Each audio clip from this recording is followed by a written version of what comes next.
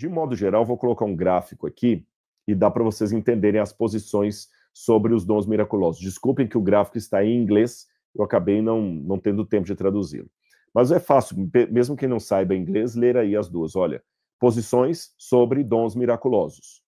Então, o cessacionista e o continualista, ou continuista. O cessacionista, você tem aquele, que é o primeiro aí da esquerda, que seria o cessacionista severo. Esse acha que não tem mais milagre, não tem dom de línguas, não tem profecia, não tem nada. Depois tem um segundo, que é um pouco mais ameno, que é o cessacionista duro. O cessacionista duro, ele acredita, sim, que não existem mais dons miraculosos. Por exemplo, Deus não vai mais usar um pregador para curar uma pessoa de câncer. Não. Mas Deus pode usar um pregador para dar uma palavra que acalma o seu coração. Deus não vai usar alguém para curar você de uma doença, mas pode usar alguém para trazer conforto para você em meio à doença. Esse é o hard. E você tem o cessacionista leve, que é aquele que fala que não, Deus até pode, numa situação sim muito excepcional, permitir que uma pessoa que não sabe inglês comece agora a falar inglês por um dom do Espírito, mas será algo muito excepcional. Então, o cessacionista severo, ele não admite exceções. O cessacionista duro, ele acha assim que Deus opera, mas não com coisas miraculosas. E o soft, ou leve, ele acha que Deus até pode oferecer um milagre extraordinário, mas como o próprio nome diz, será extraordinário. Então, um missionário pode ser tomado pelo Espírito Santo e falar um idioma que ele não conhece para pregar o evangelho para um aborígene da Austrália. Mas ele não acredita que em todo o culto vai ter um fenômeno de glossolalia de pessoas falando línguas estranhas, tá certo? Já o continualista ou continuista, ele tem aqui 4 vertentes. Você tem os pentecostais da primeira onda. Você sabe, o movimento pentecostal ele começou por volta de 1900, 1902 ou 1904, se não me engano, lá na Azusa Street, nos Estados Unidos. Era uma igreja de negros, e ali começaram os primeiros movimentos pentecostais. Depois esse movimento migrou para outros lugares, especialmente o Brasil, quando você tem Daniel Berger, chegando também com Wingren, e fundando em 1910, se eu não me engano, a Assembleia de Deus no Brasil, as Assembleias de Deus, que foi o maior movimento pentecostal do Brasil. Depois veio a Casa de Oração, depois a Deus é Amor e outros movimentos. Esse é chamado o grupo pentecostal de primeira onda. Depois, nos anos 1970 e 80, veio o grupo carismático da segunda onda.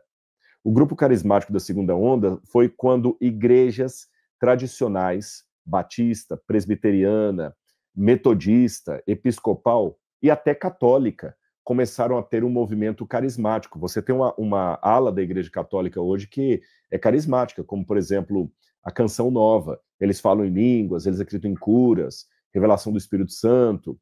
Então, o movimento pentecostal puro de primeira onda é a Assembleia de Deus, Deus é Amor, Casa de Oração, Brasil para Cristo, Congregação Cristã no Brasil, esses movimentos que já nasceram pentecostais.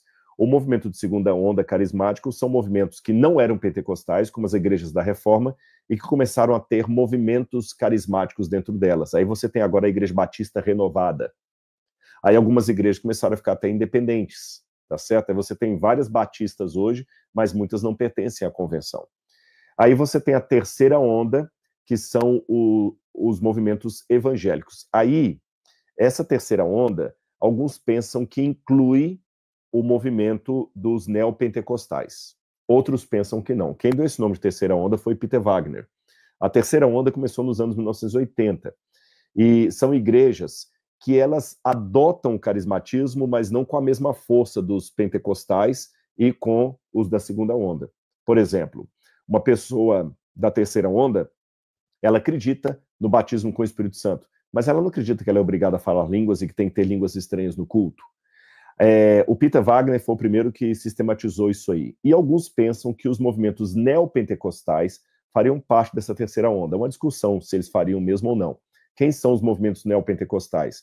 São aqueles que agora começam a dar uma ênfase maior à liderança, à autoajuda, teologia da prosperidade, Então você tem aí a Igreja Universal do Reino de Deus, a Igreja Internacional da Graça, a Igreja Mundial do Poder de Deus e outros movimentos que estão surgindo aí.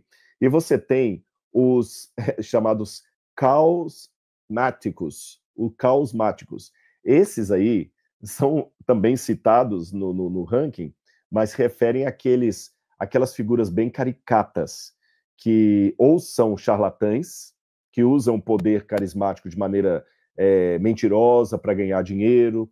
São aqueles pregadores que colocam um ponto aqui e fica alguém na porta da igreja fazendo pergunta para as pessoas antes de entrar e sopra para ele no ponto e ele lá do púlpito finge que teve uma revelação. Esses são chamados de os causmáticos, de caos, sabe? Então são esses movimentos que acreditam no continuismo, ou na continuação dos dons.